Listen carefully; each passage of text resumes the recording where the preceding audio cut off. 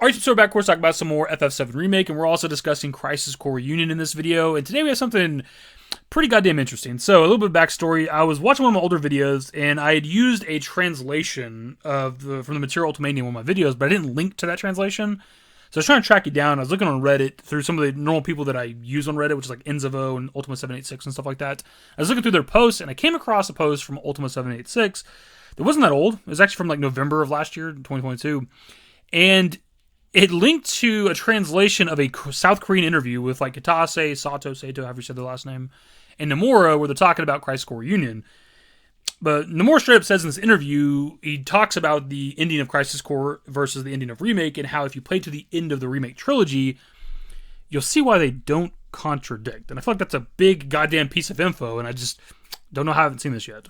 So obviously shout out to Ultima786, but also Xenosaga7 on Twitter for their translation. Now with their initial tweet, they weren't really impressed, it seemed like, by any of these translations, and I feel like a lot of what's here is pretty damn important. So we're going to try to read this translation relatively quickly, but we're going to talk about the ending stuff last, just because that needs like a lot of like time to talk about and discuss. So these first few translations aren't anything new. It's about them using rearranged music for Crisis Core Reunion and not the original PSP music, which we knew that going into the game, obviously. I don't know if I'd ever talked about it in a video, but it was pretty public information. And then also about how they weren't changing anything from the original story, which obviously we now know to be true as well. This next one here, in my opinion, is pretty fucking juicy as well. It says, at first the subtitle Reunion was one of the candidates for Remake Trilogy, but in terms of the meaning, it didn't connect as well like Remake and Rebirth did. So we were using it for the release of Crisis Core with the meaning of meeting again. So a couple things here. For one, I don't think I've ever heard the devs talk about or discuss that Reunion was a possible subtitle name for the Remake Trilogy. Now, it kind of goes without saying, it makes a lot of sense. Obviously, the Reunion theory is a big part of FF7.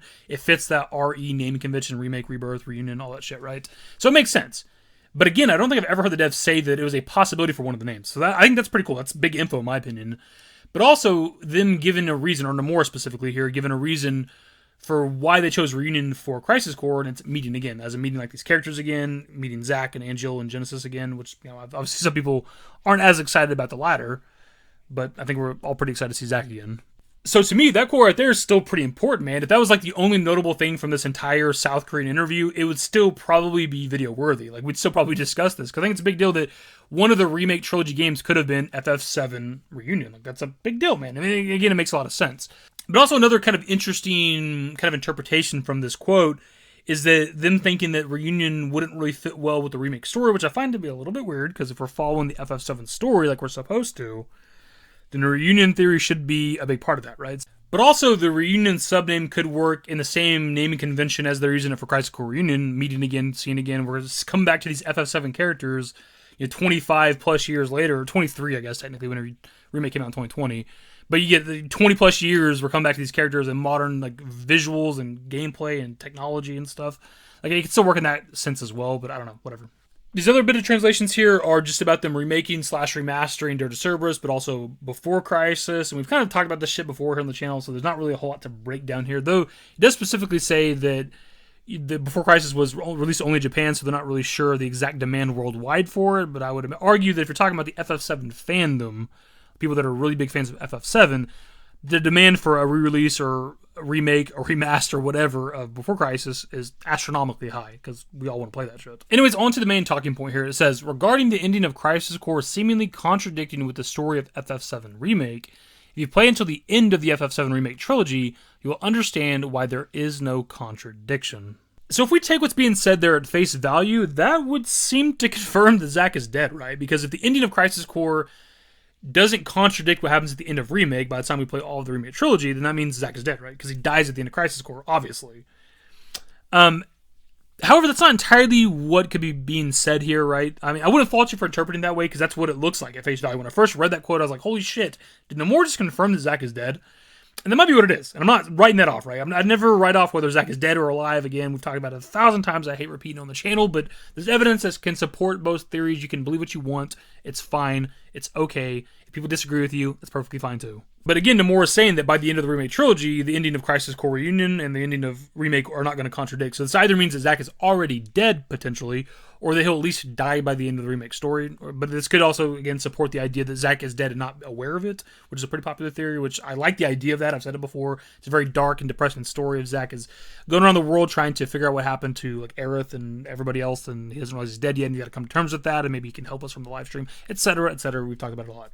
Now, the other possibilities with this quote, however, are actually one of them is something we talked about in our last video about why there was not going to be a new ending to Crisis Core Reunion, and it's that this still did happen. Zack's death still happened in the history of Remake, right? Before the ending of Remake, in fact, Zack did die, right? That's how Cloud got the bust sword. This Cloud experienced Zack's death, and he passed the sword on to Cloud, right?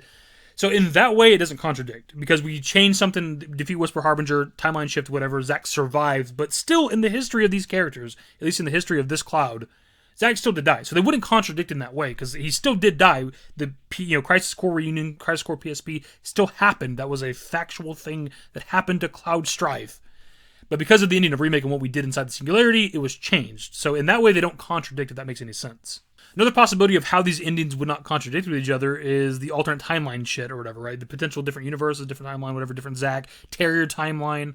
Because this is happening in a different universe, it doesn't really contradict with like Remake's timeline or FF7 Original's timeline where Zack did die, right? Because this is an alternate universe, an alternate timeline, an altered universe, however you want to say it, they don't contradict in that way as well. So that's another possibility for what he's saying here. So this would obviously be a revelation in either Rebirth or the third game of whether or not it's like we see that this is a changed timeline. We know that Zack died in Cloud's past, but he didn't die because of the interference with us defeating Whisper Harbinger, or the revelation that this is a completely different timeline in general where Zack survives, right? Like whatever that would be, that'd be a revelation later on down the line. But I don't think that this quote from Nomura from this interview is definitive proof that Zack is in fact dead, because you can interpret it several different ways, of course. And another kind of interesting interpretation from this quote itself is that Nomura is saying that if we play to the end of the Remake Trilogy, we'll understand why there's not a contradiction between these two endings, which means we might not be getting a lot of answers for what's going on with the Remake Trilogy in Rebirth, right? If we got to play to the end of the Remake Trilogy to understand fully what's going on and why there's no contradictions, we might not get a lot of answers till the third game. And that's to be expected to a certain degree, obviously, because you're not going to just give away your ending in the second game. But it also means that as good as Rebirth is probably going to be, we might not get a lot of answers, which is a little bit frustrating, because it's obviously it's going to be 3 to 4 years before Rebirth comes out, and then another 3 to 4 years potentially until we get the third game, and that's just a long time to wait for some fucking answers, man. It just kind of sucks. Again, to be expected, but kind of sucks. I was really kind of hoping that Rebirth would give us a lot of answers, at least mostly like what's going on with Zack, right? Whether Zack's alive or dead or whatever the case is happening, whatever he's going to be doing in the story, along with whatever else happened with the rest of our characters and shit. But if we got to wait till the end of the trilogy to really fully understand what's going on, man, it kind of sucks. I don't know. That's more or less the video, my dudes. I'm still kind of surprised that this never hit my timeline in the last month and a half or so, whenever this kind of came out. Maybe it's because it doesn't give you definitive proof of anything. Now, you could interpret it that way, that it's proof of Zack's death, or that he's dead in Remake or whatever, and there's people that are adamant that he is dead and they won't hear otherwise. And if you interpret it that way, that is perfectly fine. But the way I see it, it could be Nomura explaining a couple of different things here. It doesn't have to be definitive proof of Zack's fate when it comes to Remake. But of course, that's where I'll pass off to you guys. So with this quote right here, specifically this one that we're talking about, where Nomura says that by the end of the Remake Trilogy, you'll understand why the Crisis Core ending and the Remake ending do not contradict. What do you think that's insinuating? Zack's dead, different timeline, altered timeline. Zack still died in Cloud's past, but he survived because of the change at the end of Remake, so that's why they don't contradict. What do you think he's saying here?